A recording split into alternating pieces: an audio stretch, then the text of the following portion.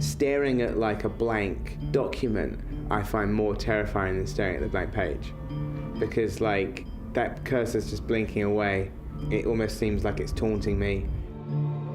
So Brandon Generator is sort of a big collaborative mashup of all these different kinds of approaches and different mediums. So when I was writing something last year and I got stuck, I would use a lot of random interjections to try and inspire myself, be it just reading the paper in the morning and writing down people's surnames and odd details of like streets and news stories, playing my music on shuffle. I drink a lot of coffee as well, so I started to kind of come up with this idea of like a writer that's stuck, using things to kind of inspire him.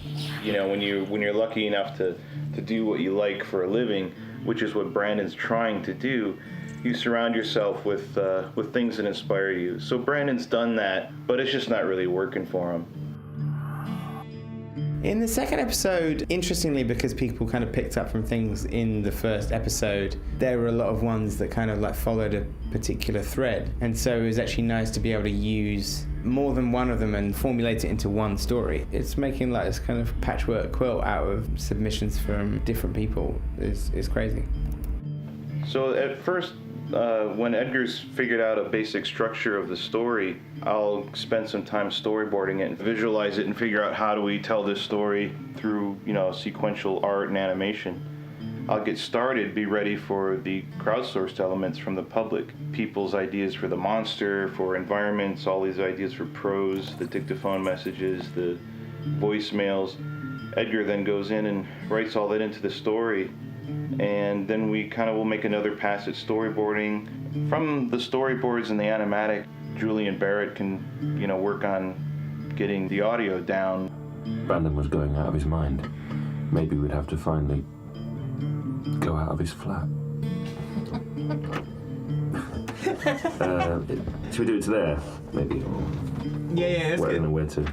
When it comes to making the final piece, you've got my ink drawings, Photoshop color, 3D modeling, 3D environments, mostly props, lighting effects, the actual animation and things coming together and moving, and effects and more animation in After Effects.